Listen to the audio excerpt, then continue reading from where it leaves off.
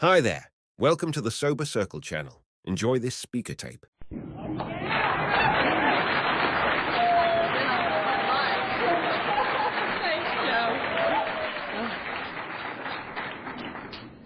Hi, everybody. My name's Polly, and I'm an alcoholic. Hi.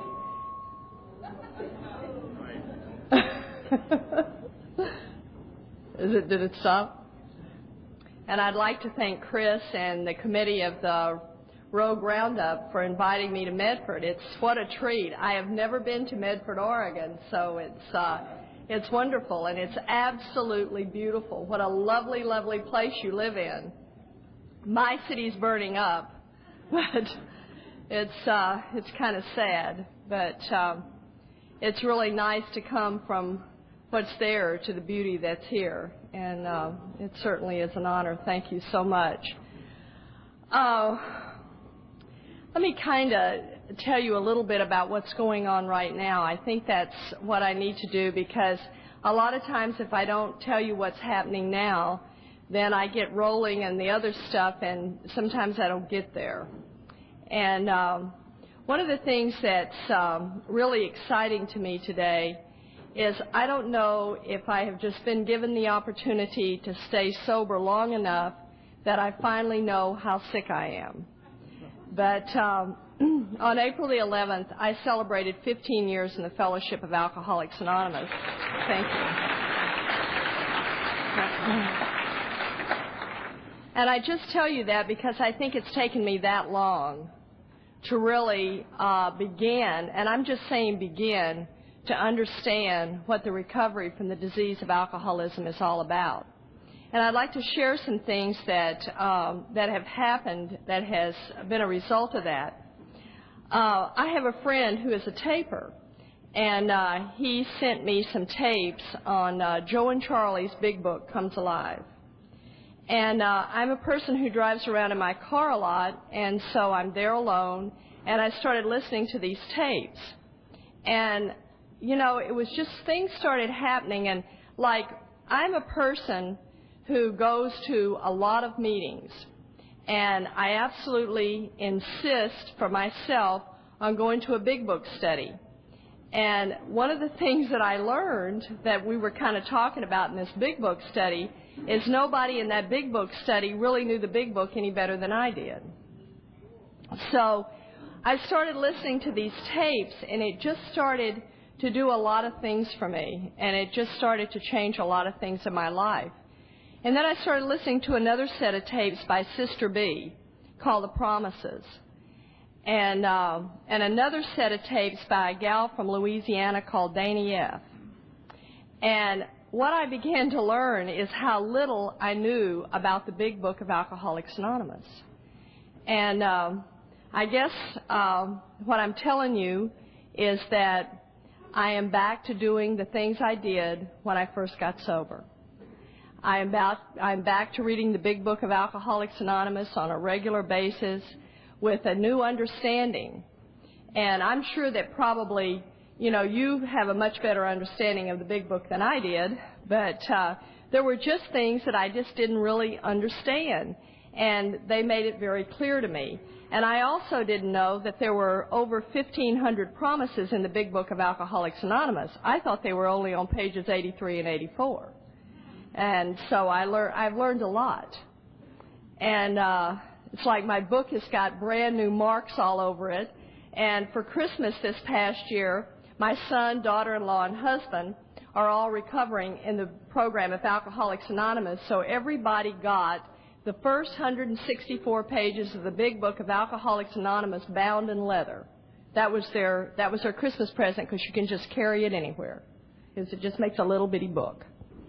And I'm just really excited and enthusiastic about the program of Alcoholics Anonymous, because I've been a person in this program who's been really into service, and I've done all the things that I've been told to do in the program of Alcoholics Anonymous, and I'm not sure how really I have been into the recovery aspects of the program. I've been really active in the Fellowship of Alcoholics Anonymous, and I've been really active in the service of Alcoholics Anonymous. And today I'm back to journaling, and I'm back to reading and studying the big book of Alcoholics Anonymous. So I'm back to doing the other legacy of our triangle. I have an AA sponsor, and she's 33 years sober, and she's absolutely the most gorgeous lady in the world. And Ellen's real into talking about steps and recovery in the big book. And one of the things her and I were listening to, and it just made so much sense, as the speaker was talking about like a three-legged stool, and if you take one of the legs away, then the stool falls over. And I think that's about, our recovery triangle. And we talk about the three legacies of the program of Alcoholics Anonymous, which is unity, service, and recovery. And if you don't have all of those things in balance, the stool falls over. And I'm just real excited to be back into the recovery of the program of Alcoholics Anonymous. When I came to the program of Alcoholics Anonymous, I didn't have a God that even resembles the God that I have today. Because besides being a recovering alcoholic and drug addict, I am a recovering Southern Baptist. And one of the things I want to make it real clear here today is I'm not here to bash any church, because I really think churches are wonderful. And, my mother does wonderful in the Baptist church, but I didn't.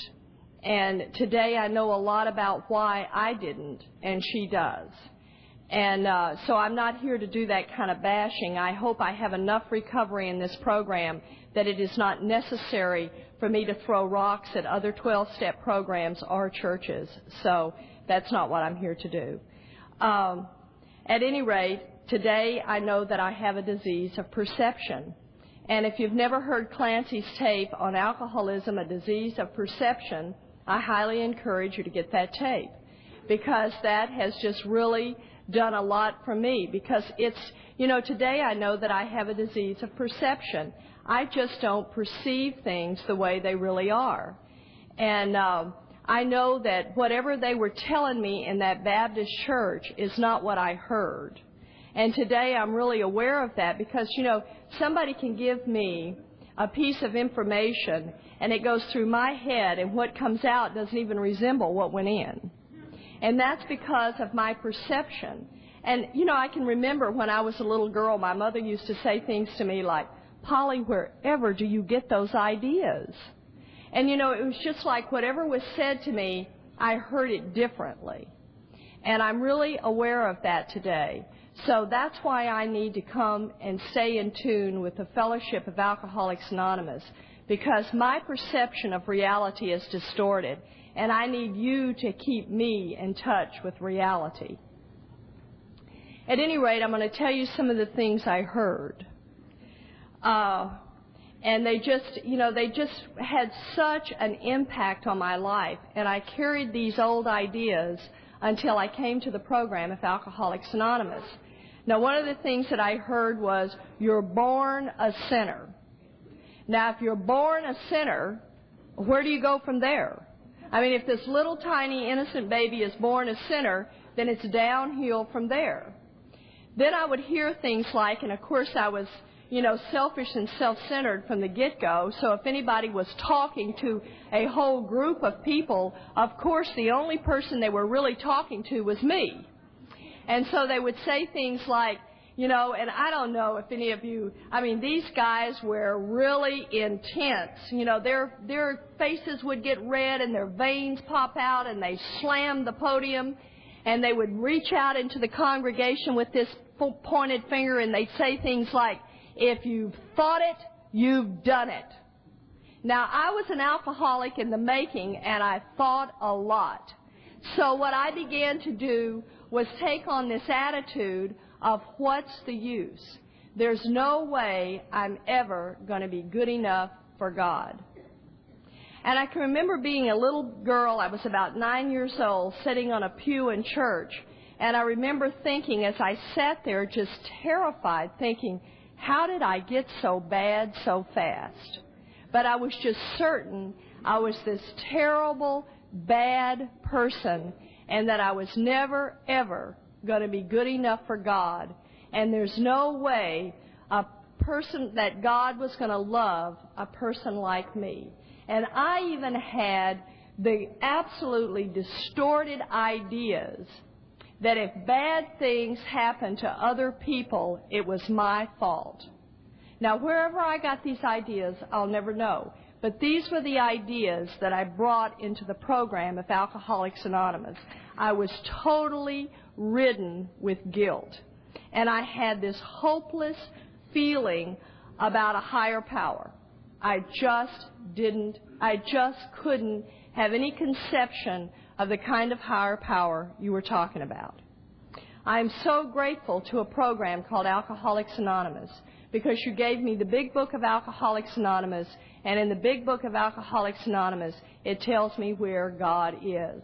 And it says that God is deep within. And it tells me how to find God, and it says to search fearlessly. Now, I don't know if any of you read your reflections. We've got a new daily reading that's AA approved, that's conference approved literature, and today they were talking about God speaks through people. So God, as I understand Him, speaks to me through the fellowship of Alcoholics Anonymous. It's through the people in the program of Alcoholics Anonymous that God speaks to me. You know, God has not sent me a fax, so I have to depend on you to help me understand God. I also have a higher power who's got an absolutely dynamite sense of humor. My name is Polly. It's not Pauline or Paula, it's Polly. And I'm here to tell you, if you're a little girl and your name is Polly, you're going to be teased a lot. Now, I don't know about any of the rest of you, but I'm a real sensitive alcoholic. And I don't like to be teased, and I don't like to be laughed at. And one of the things that I've learned about me, that if I have suffered any trauma in my life, it has been at the hands of other children. I don't seem to have had any trauma as a result of my parents. It's been at the hands of other children. I just seem to always be devastated by other little kids. And, you know, if you've ever been on a playground, just go to a playground sometime and, you know, you see this one little kid kind of on the outside and all these other little kids, you know, teasing him, you know, na, na, na, na, na. And the little kid is just so upset and so devastated. And that always, you know, I understand that because that was always me. I was always that little kid on the outside.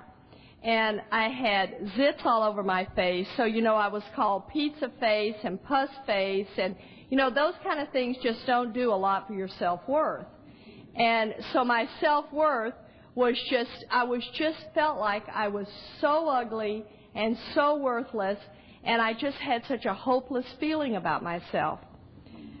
But one of the things that I've learned in the program of Alcoholics Anonymous is there's just no negatives in God's world.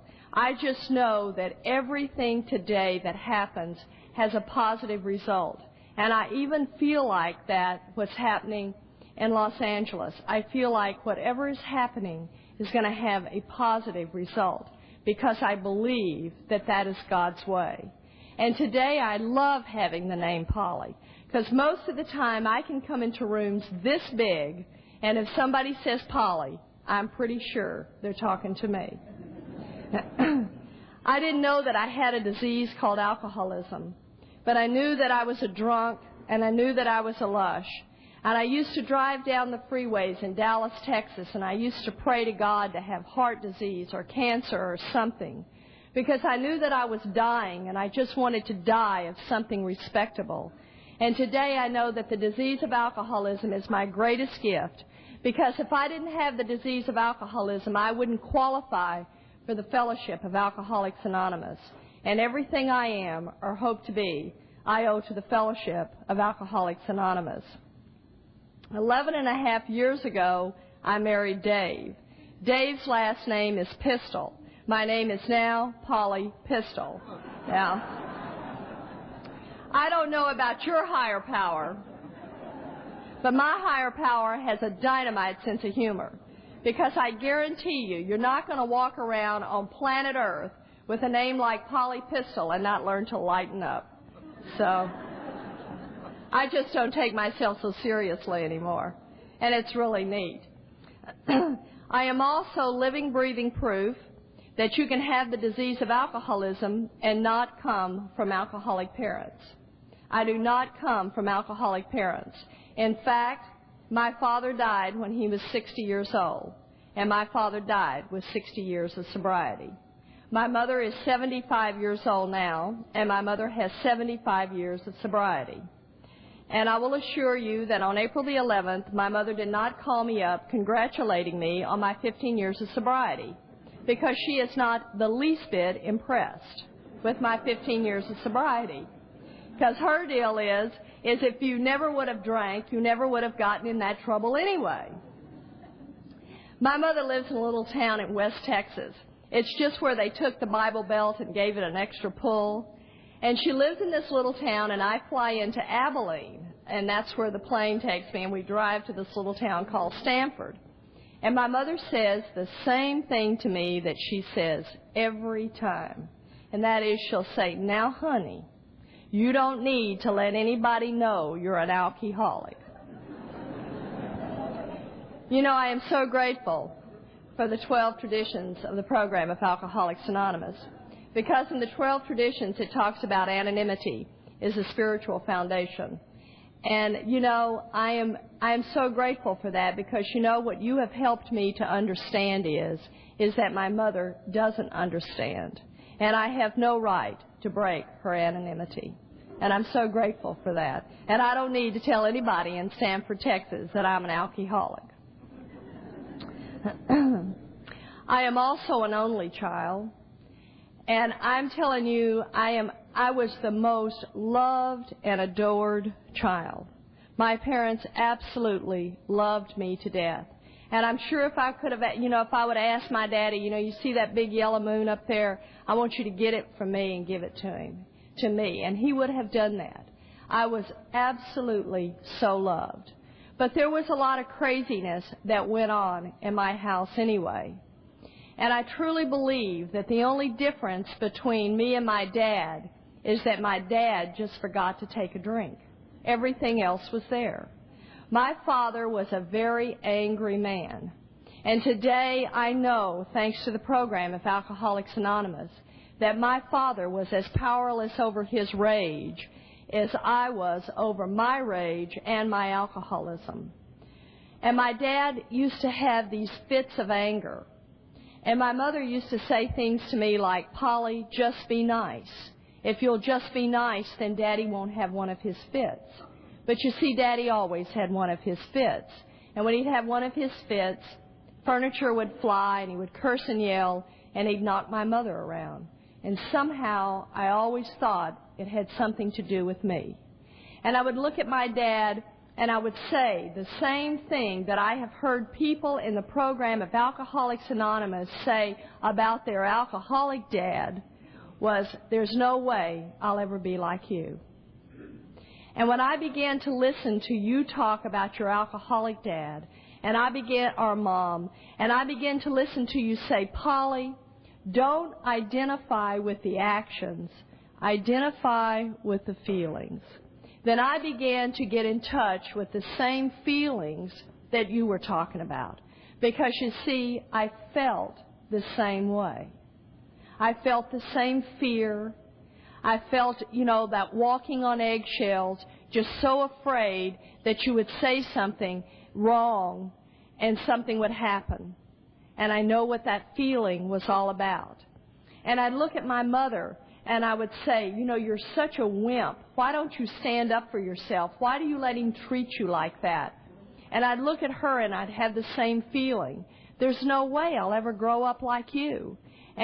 But the irony of it was, I grew up, and I took from these parents who were so loving and good, most all of the time, except for now and then, I took the worst of them. It seemed like, it's like that song you hear, accentuate the positive, eliminate the negative. I just accentuated the negative and eliminated the positive. And that just seemed like the kind of person I was. I just grabbed on to whatever was negative. That seemed to be what was going on inside of me. And when I came to the program of Alcoholics Anonymous, I was the worst of both my parents. I was an angry wimp. I was one of these people that was just filled with rage, but I was so wimpy that I couldn't stand up for myself. I would just, I have an AA sponsor, and she says whatever goes up whatever goes down has to come up. Whatever you swallow down is going to come up in some way, and it's probably not going to come up the way you want it to. And that's what I would do. If people would hurt my feelings, I would swallow it down. And what I would do is I would take it home, and I would take it out on my two little boys. But to the rest of the world, I just looked so nice. I am the person in the big book of Alcoholics Anonymous that talks about manipulation through kindness. I knew nothing about how to be honest with my feelings. The big book talks about rigorous honesty. Well, I figured that's me because I'm cash register honest. I am not a thief. And I thought, oh, well, that applies to you, not me, because that was just something that was not necessary for me to do.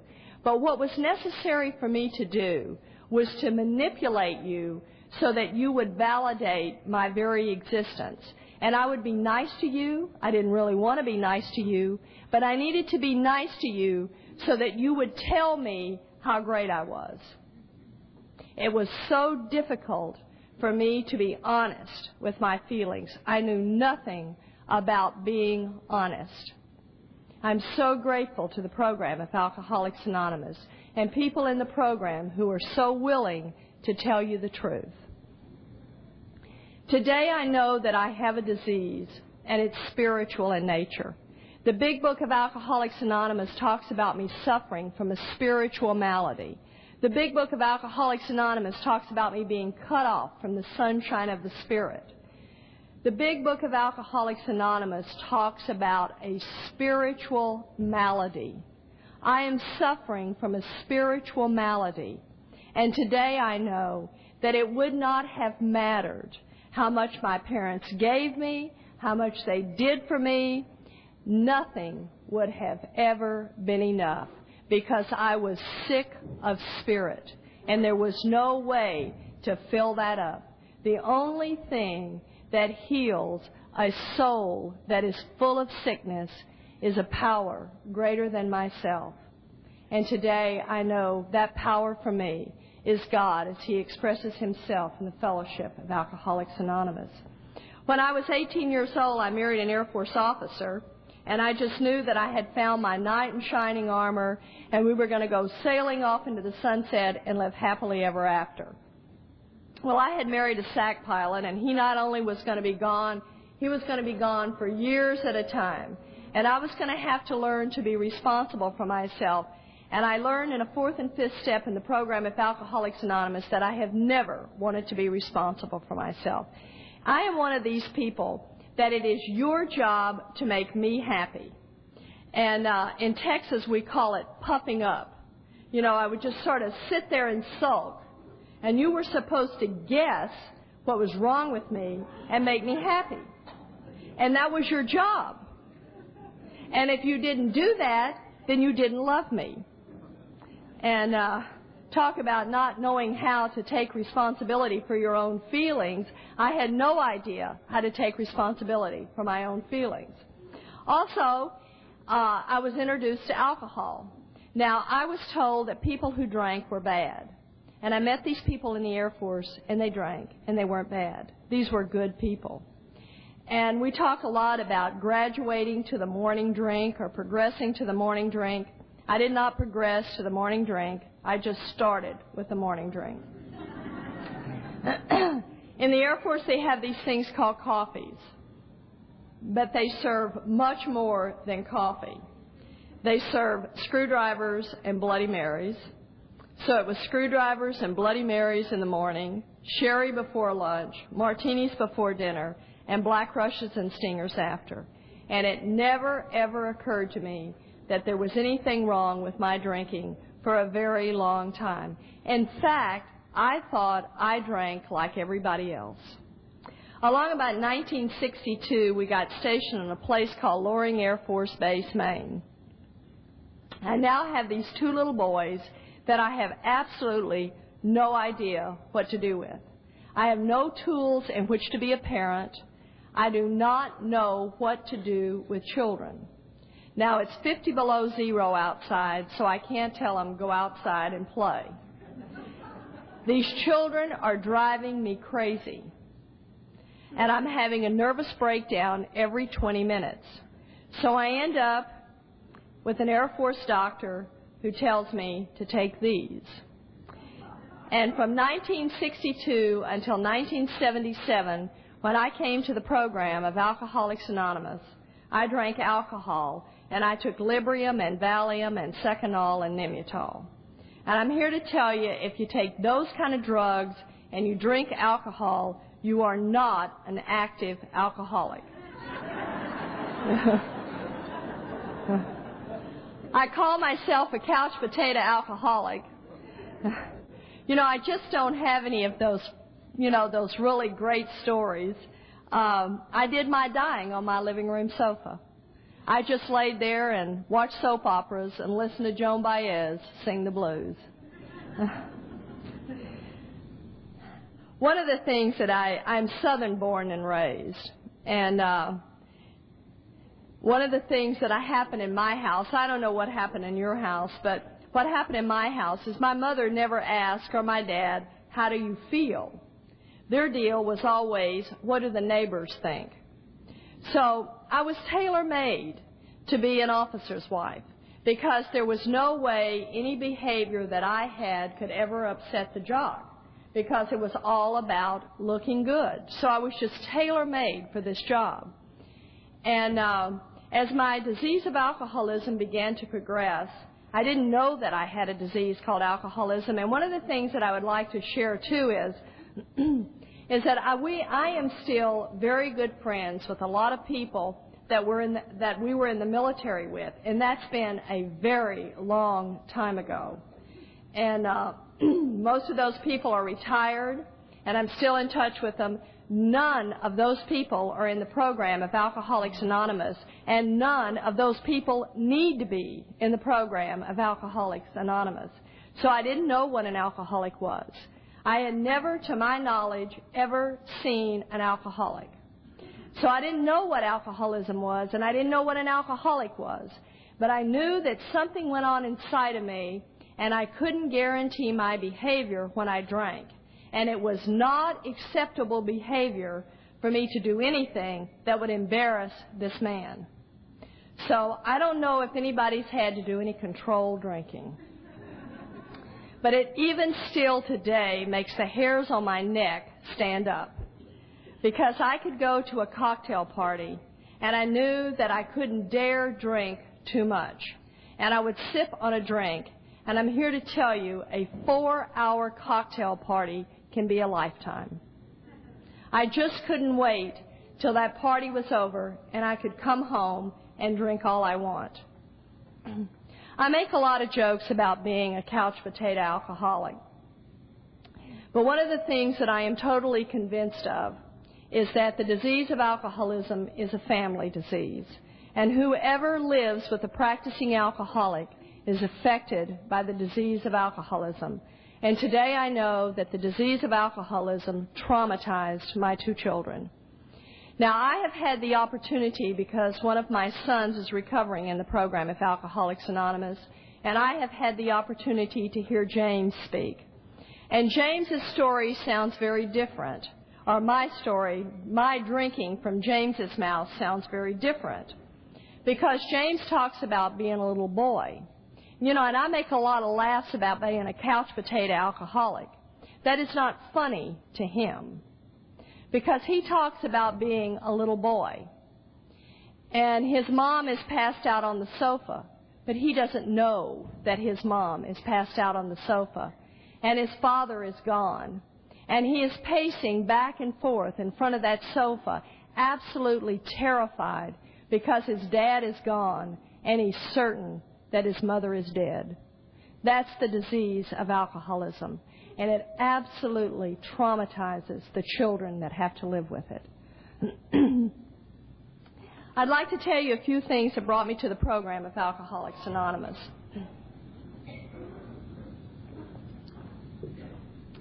One of the things that I had taken to doing is, in my keen alcoholic mind, I thought that the only way that you could tell that I had been drinking is if you could smell me. Now, I don't know what I ever thought about behavior, but I thought it all had to do with smell. So I had started to drink things like NyQuil cough medicine, vanilla extract, and Scope. And at that point in time, I smoked about 2 packs of cigarettes a day, so if you have a bad cough, nobody asks. So I would just carry NyQuil around in my purse. I would have Scope in the bathroom at work. And it was just, it was just something that was easy to get. And if you live in Texas where they stopped selling booze at certain times, these things could be bought in grocery stores, at the 7-Eleven, all these kind of places where you can't buy alcohol. So anyway, this night I'm passed out on my sofa. Any night, if it's 8 o'clock at night, I'm passed out on my sofa. And my disease has progressed to the point that I cease to wake up and go to sleep. I pass out and come to. And this night, my husband jerked me up and he sat me at the kitchen table and he said, alcohol and pills are our problem. And if you just didn't drink and if you just didn't take these pills, everything would be okay. So he began to pour the booze down the drain and he began to throw the pills down the garbage disposal. And I just sort of sat there in my comatose state, and when he was done, I went and passed out again. I woke up sometime, or came to, about 3 o'clock in the morning, and I just felt like I was absolutely too sick to get in my car and drive to the 7-Eleven. My throat is awful dry, excuse me. So that night, I found myself crawling around my garage floor, going through the plastic bags to turn the bottles up to just get one drop. I had reached that place in the big book of Alcoholics Anonymous that talks about the dilemma of the alcoholic, where to drink is to die and not to drink is to die. And I absolutely had to have a drink of alcohol. And that night, my husband caught me downing a bottle of rubbing alcohol. I absolutely had to drink to live. Shortly thereafter, I totaled an automobile in Irving, Texas, and I'm a blackout drinker, so just to make a very long story short, I called and I told the police that my car had been stolen. And here come the police with my husband, and they take me to the Irving police station. And I got to see that look in the non-alcoholic's face that just doesn't understand why we do the things we do. And this policeman looked at my husband with so much disgust, and he said, why don't you just take her home and sober her up? And on the way home, my husband said to me, Polly, there's a treatment center, and it's not far from our house, and I wish you would go. And that night I entered treatment for the first time. And this was a 7-day detox. It was a county detox, nothing elaborate to say the least. And I went into this detox. And what they did is they took us to a lot of AA meetings. And I loved it. I loved the laughter. I loved the people. I loved Alcoholics Anonymous. And I thought it was marvelous for you. But there was just something down deep inside of me that just said, Polly, people like you do not become alcoholic. And while I was in this treatment center, I had what we call a jitter house romance, where sick falls in love with sick and you walk off into happy destiny. Had one of those. And I stayed sober for 58 days. And I was 12-stepped and brought back into this detox center, and I was more dead than alive. And I had reached that place in the big book of Alcoholics Anonymous that talks about pitiful and incomprehensible demoralization. Because now the problem is sobriety. My problem is not drinking. My problem is sobriety. And I know that I cannot live sober with what happened in that motel room. I just can't live with what went on. And I can't live with the kind of mother I've become and the kind of wife I've become. And I've heard in the rooms of Alcoholics Anonymous that men hate what they've done and women hate what they have become. And I hated what I had become. And I knew that there was absolutely no way I could live sober. And when that 7 days was up, I left that detox center, and I got a bottle of scotch, and I got a bottle of Valium, and I checked into a motel. I don't believe that there is anybody in this room that doesn't have an Eskimo in your life. And an Eskimo is someone who leads us to the program of Alcoholics Anonymous. And you know, it might be a parent that tells a child, you just can't live here anymore because of what your behavior and your drinking and using is doing to us. Or it may be a spouse that just says, you know, the family just can't deal with this any longer. We just can't do it. Or it may be an employer who says, if you don't get your deal together, you know, you just can't work here anymore. Or it may be that you're here because you got a nudge from the judge. Whatever it is, someone somehow leads us to the program of Alcoholics Anonymous. And I had such a lady in my life. And she knew nothing about the disease of alcoholism, but she loved me. And she said that day that something came over her. Well, you see, today I know what that something was. That was God working in my life through her. And she drove around until she found my car parked outside that motel. And she pushed the door open, and she found me laying there. And on April the 8th of 1977, I was pronounced dead on arrival in a hospital in Bedford, Texas. Needless to say, that didn't take because I'm standing here tonight. But I need to tell you about the miracle of the program of Alcoholics Anonymous in my life. There's a speaker that's dead now, and his name is Norm Alpe. And Norm Alpe used to talk a lot about seconds and inches and seconds, that all of us are here by just inches and seconds. And, you know, it's just inches and seconds. I mean, just a few more seconds. And maybe it wouldn't have been right. But God's timing is always right. It's like, you know, people who hit their heads or fall and they just miss the coffee table by a hair. And car wrecks and all of the things that we hear in the program of Alcoholics Anonymous, inches and seconds that save people like you and me. And that's what happened with me, inches and seconds. I wanted so desperately to take my own life because I just couldn't stand to live with all the things that had happened to me. And I just didn't believe that I could live sober. I just believed that without alcohol, there was no way that I could face me. And thank God I didn't leave 5 minutes before the miracle, because I am not a person who came into the program of Alcoholics Anonymous and found a higher power very fast. You know how we'll go to the meeting after the meeting and everybody will tell their, can you top this story? Well, I didn't have a can you top this story. You know, how do you talk about being a couch potato alcoholic?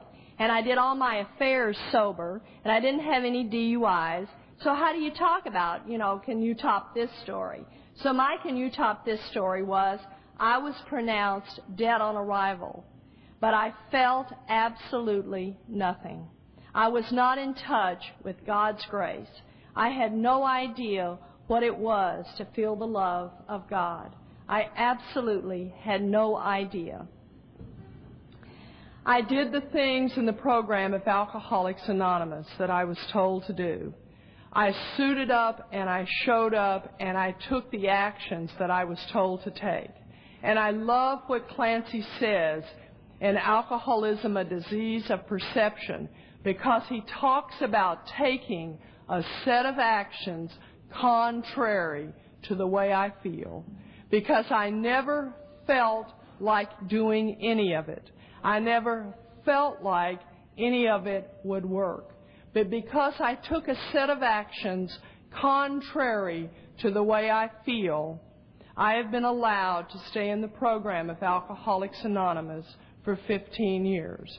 And I am a person who did all the things that I could do in this program and worked the steps to the very best of my ability and did not find a higher power until I was 5.5 years sober. It took me a long time to share that because I have a lot of pride and I have a lot of ego. And sometimes the leveling of the pride and the leveling of the ego does not come easy for me. Because you see, I want you to approve of me, and I will absolutely do anything for your approval. I had to hit a bottom in the program of Alcoholics Anonymous that was every bit as devastating as the bottom I had hit behind alcohol and drugs, and that was behind relationships and sex. I was so desperate to be approved of. I wanted you to love me so bad, and I just knew that if you just loved me, I would be okay, and I would do anything for you to validate my existence. And thank God for the people in Alcoholics Anonymous, because they kept trying to tell me, Polly, it's an inside job. We cannot love you enough. It has to come from the inside of you. And I had these fears going on inside of me. And the fear was that you're going to find out that I don't have a higher power. And you're going to find out that I don't walk the way I talk. And the other fear was that you have a higher power and I'll never find one. I am so grateful that I didn't leave 5 minutes before the miracle, because somewhere along about 5.5 years of sobriety, I was sitting in a meeting of Alcoholics Anonymous, and this wonderful feeling came over me, and the feeling was, everything's going to be okay. And most of the time today, I have that feeling that everything's going to be okay. I didn't want to share that from podiums of Alcoholics Anonymous because I was afraid you would not approve of me. And see, if you didn't approve of me, then I would be a zero. I am so grateful today that you taught me in the program of Alcoholics Anonymous that I am not unique, that I am typical, and that if I experience these feelings, then there are other people who experience those feelings in the program of Alcoholics Anonymous too.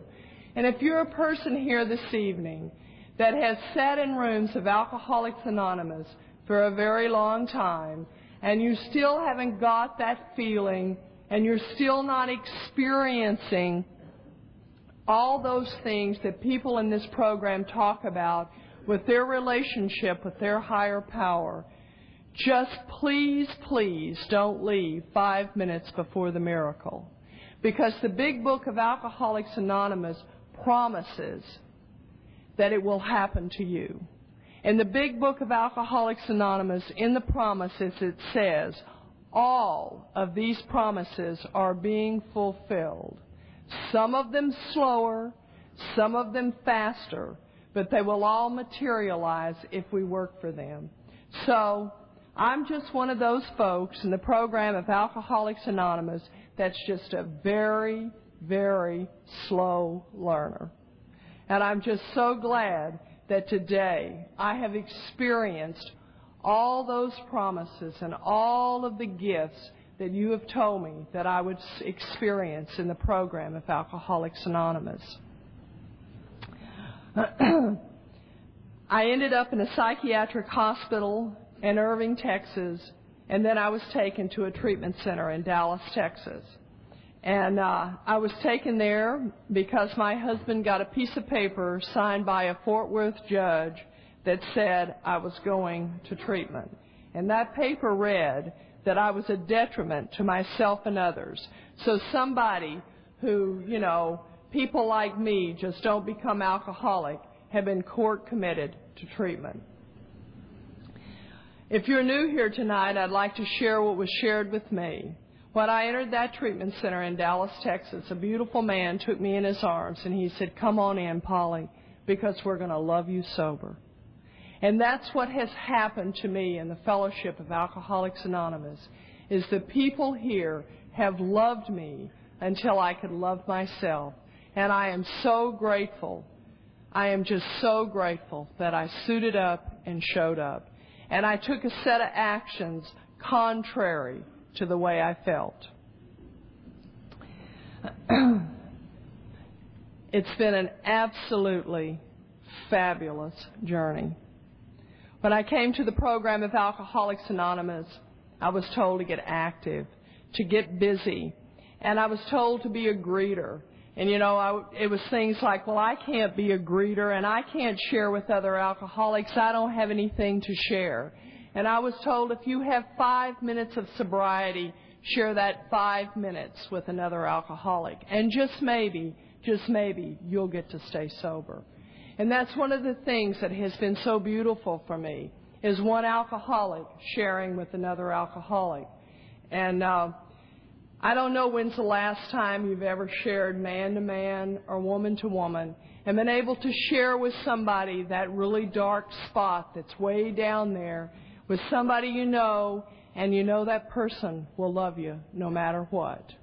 I have a wonderful experience this weekend. I get to spend this weekend with my girlfriend Julia, and she lived in Los Angeles and she moved to Vancouver, Washington. And we get to share, and her and I have the opportunity of sharing woman to woman and all those dark spots and all those places that you'd never tell another person. And that's so wonderful, and I don't know how many people get to do that but us in the program of Alcoholics Anonymous, where we get to share one alcoholic. It's the absolute magic of our program, is one alcoholic sharing with another alcoholic. To call another person in the program of Alcoholics Anonymous, especially maybe somebody who's a newcomer. When I came to the program of Alcoholics Anonymous, I was real scared. And I didn't know how to reach out, and I just didn't know how to do those things. And people reached out to me because they knew that I was scared. And I'm so grateful that I'm still able to reach out to another person. And one of the things I hear sometimes by a lot of old-timers is they'll say, well, if such and such wants the program of Alcoholics Anonymous, they'll call. Well, my friend, I am so grateful that Bill didn't wait for Bob to call. Because had Bill waited for Bob to call, there wouldn't be any of us sitting here tonight. But Bill needed to stay sober. So he reached out and tried to find another alcoholic to talk to. I truly believe that what is so beautiful for me is not the people that it's like I get to help other people, but the miracle is that they help me. Because in doing that, I get to have the gift of sobriety. And I've helped a lot of people in the program of Alcoholics Anonymous, and not all of them are sober. I've had the opportunity of sharing this program, but the miracle is I've got to stay sober.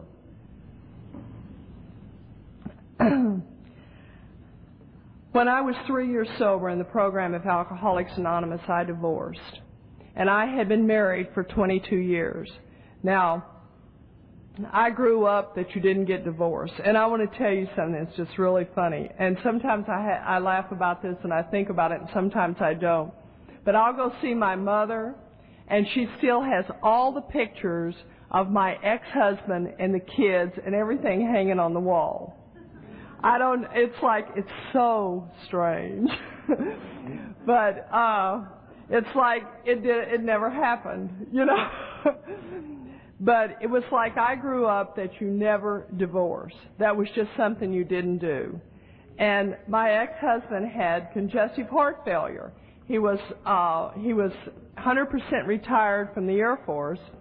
And, I just knew that if I didn't take care of this man, he would surely die. And you know how people in Alcoholics Anonymous would just get right in your face and they'll tell you the truth whether you want to hear it or not? Well, people would get in my face and they'd say, Polly, your husband is not dying from congestive heart failure, you are. Why don't you just drop the rock? And so at 3 years of sobriety, we dropped the rock. Now, I need to tell you how important I am in this man's life, because 6 months later, he remarried a much younger woman, and he's never been healthier or happier since. So I found out he had a higher power, and it wasn't me. And, I have found out that a lot, that you have a higher power, and it's not me. And I'm really grateful for that. When I was 3.5 years sober, I married my best friend. And Dave and I kind of laugh about it, and we often say if we'd have known we were going to marry each other, we'd have never told each other the things we told each other. And I tell you, what a trip. It has absolutely been the best, because Dave knew all about me. Dave has known me since I was 6 months sober. And Dave ended up moving to Salt Lake City, Utah, and he came back to Fort Worth. And he said to me, he says, "Polly, I love you, but you need to get something straight. I don't want to have an affair with you. I want to marry you." And you know, things like that aren't supposed to happen to people like me. And Dave has absolutely loved me unconditionally. He has just shown me everything I have needed to know about love. He has just totally loved me. Now, one of the things that I have learned is that love is a healer. And wherever love is present, a lot of icky character defects surface so that the love can heal them. And I am a person who has suffered a lot of icky character defects. And the worst has been the character defect of jealousy. Because I'm here to tell you that I sponsor the most gorgeous women in Alcoholics Anonymous. And they're all younger than me. And worst of all, they're all thinner than me. And Dave adores them, and they adore Dave. But what I've learned in the program of Alcoholics Anonymous is that jealousy is just my own insecurities. And that when I have these icky feelings come over me, it has nothing to do with Dave, and it has nothing to do with these beautiful women. It has only to do with my relationship with God. And today, that's my barometer. Because when I am suffering icky feelings, the only relationship that I need to pay any attention to is my relationship with God. Dave and I knew nothing about having a relationship. And we've had to watch people in the program of Alcoholics Anonymous have a relationship. Because one of the things that became real clear is that two alcoholics married sometimes don't do too good. And the stats were not real good about two alcoholics married. Well, my AA sponsor and her husband have been married 29 years. So I do a lot. I watch Ellen and Red a lot. And I watch other people in the program of Alcoholics Anonymous and how they have a marriage. Because you see, Dave and I knew how to take a hostage, but neither one of us knew how to have a relationship. And Dave and I are learning about letting go and about letting another person go be the very best they can be. Because you see, Dave and I are real two different people. Now, my husband is at the Colorado River down by Needles, California, or some godforsaken place like that, and he's in a canoe with another member of the program of Alcoholics Anonymous, and they're paddling down the river. And Dave likes to throw a 40-pound pack on his back, and he likes to walk around on top of mountains. And Dave also likes to throw ropes up rocks and climb up them. Now, that just doesn't turn my crank, you know. You know, you break your fingernails and you skin your knee. That's just not my thing. And you sleep out on the ground with bugs. And it's just, you know, and I am just delighted that Dave loves to do that. And I think it's wonderful. And, you know, I'm one of these people that just loves to be busy in the program of Alcoholics Anonymous. And, you know, I love to be on all the committees in Alcoholics Anonymous. And if you've got a committee, I don't want to just be on your committee. I want to be the chairman of your committee. You know, it's like, I love my friend Peggy M. from Nebraska, because she talks about, she says, you know, I've got this thing going inside of me. One side of me just feels lower than whale shit in the ocean. And the other side of me just feels like I'm destined for great things. And it's like, well, of course, if you have a committee, shouldn't I be your chairman? And it's like, that's the kind of ego that I deal with. And those are the kind of things that excite me. But what's been so wonderful is Dave and I have begun to learn a little bit about trust. And one of the things that I read one time, and I take it and I keep it, and this was not AA-approved literature or conference-approved literature, it was something I read, and it said, if you're ever able to love another person totally, you get to see the face of God. And that's the way I feel, because it has been in this relationship that I have begun to trust.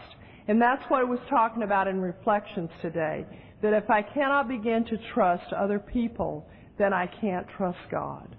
And it was being able to begin to trust this man with the very depths of my heart and knowing that he wasn't going to hurt me that began to solidify my relationship with God. And I feel so grateful that I have been given that gift, that I have been given this relationship, and that I have been given this man that I can love and cherish. And that we can just allow each other to just go be the very best Dave and the very best Polly that we can be. I need to tell you about my two sons. When I came to the program of Alcoholics Anonymous, I just didn't know if I could stay sober because I was so guilty about what had happened to my children. And it was real obvious what the disease of alcoholism had done to my sons. And when I got sober, I realized that my 14-year-old son was a full-blown drug addict. And I used to come to meetings of Alcoholics Anonymous, and I was just devastated. And it was rooms like this and people like you that said, Polly, you just suit up and show up to meetings of Alcoholics Anonymous because you may be the only big book that James ever reads. And my oldest son is one of our Al-Anons. And you know our Al-Anons need one of us or they don't have a purpose for living. And Russ was the one who took care of me. And Russ put me to bed. And Russ called work when I couldn't go to work. And Russ was there for me. And you know, I don't know when is the last time you've seen a passed out drunk, but we don't breathe too good. And many is the time I've come to with this child screaming, Mom, wake up, are you dead? And me to come to and see the fear in his eyes. And you know, for the past 15 years, I haven't had to come to and see that kind of fear in anybody's eyes because of something I'm doing. And for that, I've been overpaid in the program of Alcoholics Anonymous. Well, what would a good Al-Anon do if their alcoholic sobered up? They'd go marry a practicing alcoholic. And lo and behold, she sobered up. And Russ found one more time that he didn't have a purpose for living. And my daughter-in-law's calling me on the phone, and she's telling me that my son had cut up his wrist and had taken a bottle of sleeping pills. And by then, Dave and I were living in Southern California. And you know, I just wanted to get on the next thing, smoking to Texas and rescue my son. But again, it was rooms like this and people like you that said, Polly, you just suit up and show up, and you let God take care of Russ. And God took care of Russ. And to make a very long story short, Russ ended up divorcing the lady in Texas, moving to Michigan, marrying another woman, and they moved to Asbury Park, New Jersey. And a hell began. And my daughter-in-law is calling me up on the phone because she just doesn't understand why Russ hates himself so bad. And she doesn't understand why Russ wants to hurt himself. But see, I understood that because that's the way I felt. Because I'm a person that has suffered a lot of depression, drunk and sober. And for a lot of years in the program of Alcoholics Anonymous, I suffered a lot of depression. And there were times I still felt that it's just, you know, what's the use? And it would feel so much better to just hurt myself physically because then I wouldn't have to feel the emotional pain. And I knew what Russ was doing, and I knew what his desperation was. And see, the fear was, is I also knew that he didn't have a program, and he didn't have a way to deal with this.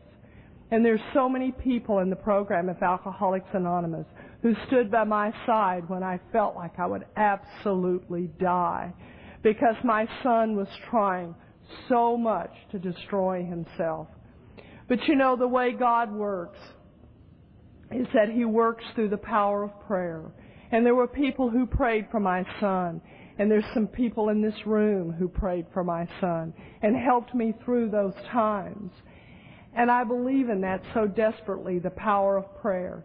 And I also believe that when the student's ready, the teacher will appear.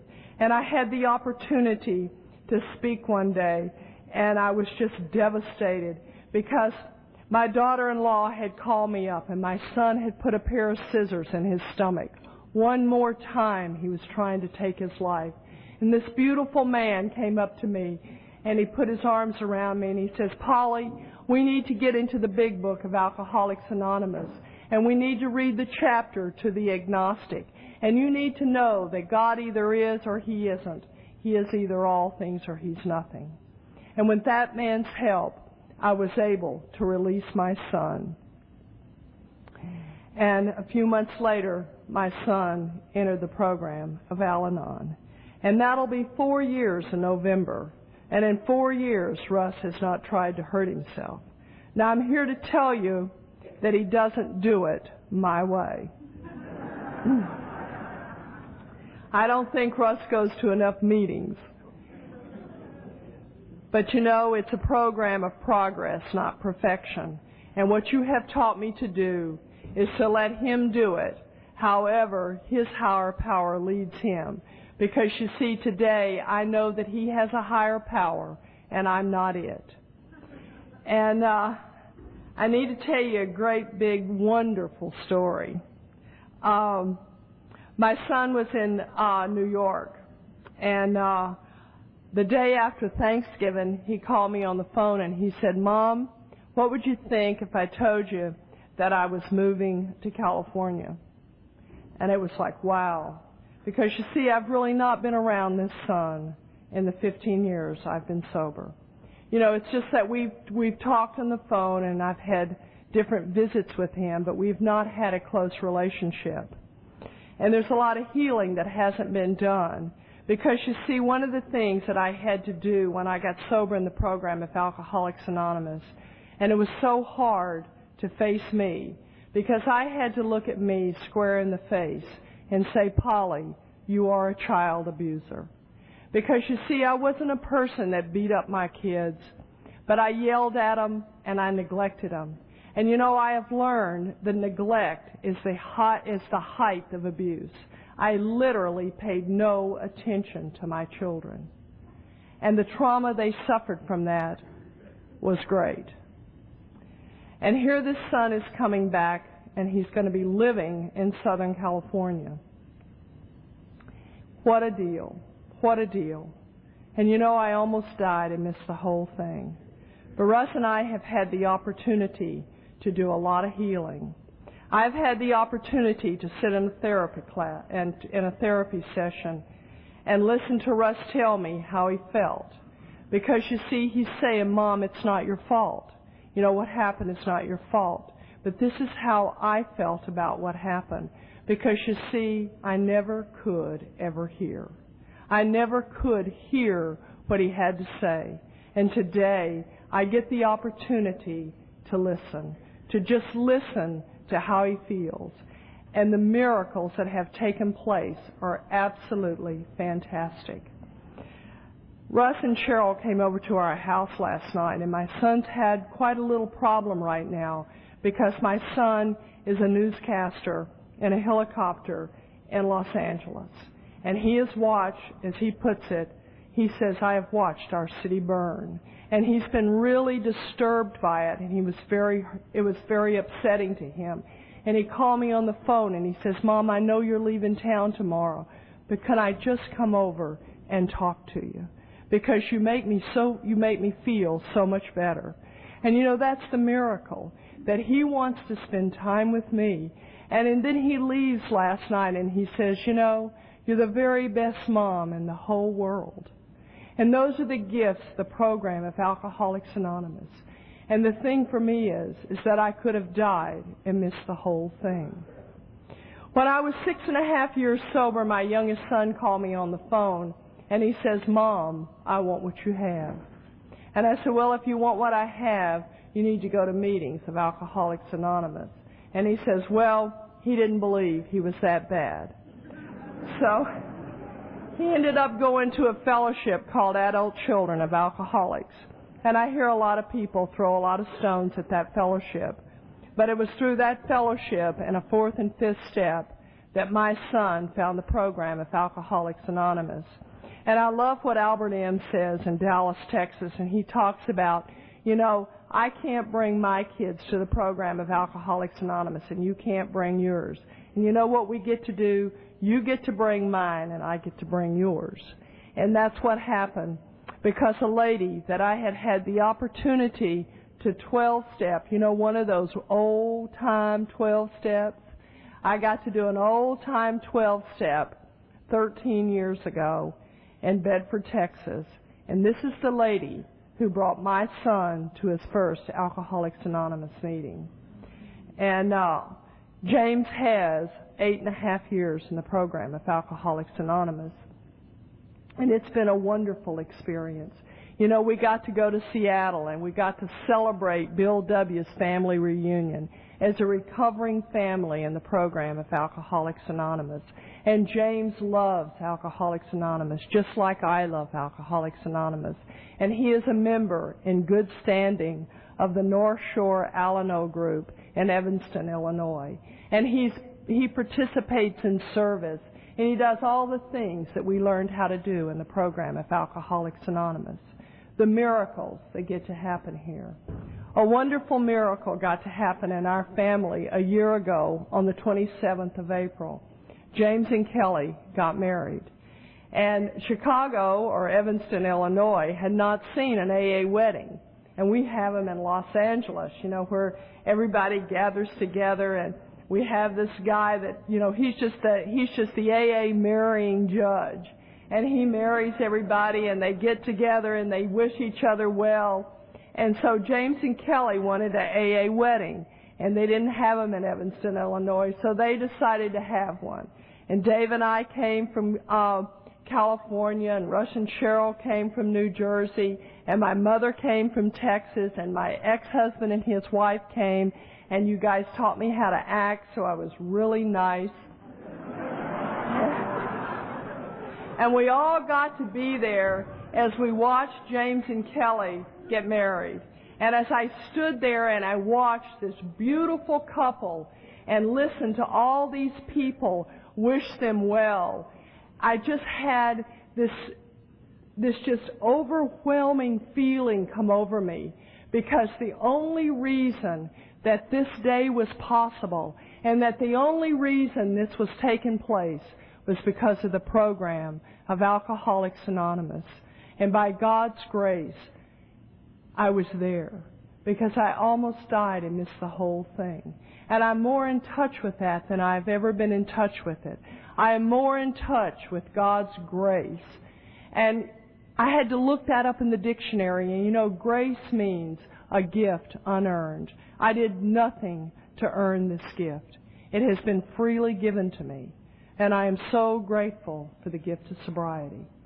You know, if you'd have told me to make a list of all the things that I wanted in sobriety, I'd have never had the nerve to ask God to give me the things that He's given me. I'd have never had the nerve to ask God to give me a husband like Dave, friends like you. And the big book of Alcoholics Anonymous says, left to me, I would have settled for so much less. The big book of Alcoholics Anonymous says, left to my own devices, I will self-destruct. The best I could ever do for me was to get me pronounced dead on arrival. And thanks to a program called Alcoholics Anonymous, I am all the things that I ever wanted to be. Tonight, I am the woman I have always wanted to be. Tonight, I am self-supporting through my own contribution, and I never knew that I could do that. Tonight, I have loved one man with all my heart for 11.5 years, and I never ever knew I could do that.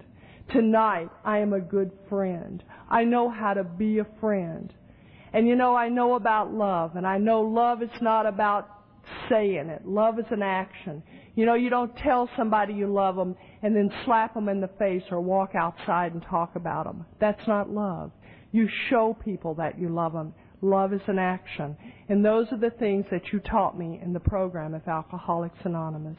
And the greatest gift that you have given me as a result of the program of Alcoholics Anonymous is you have given me a second chance at being a mom, because tonight I am the mom that I always wanted to be.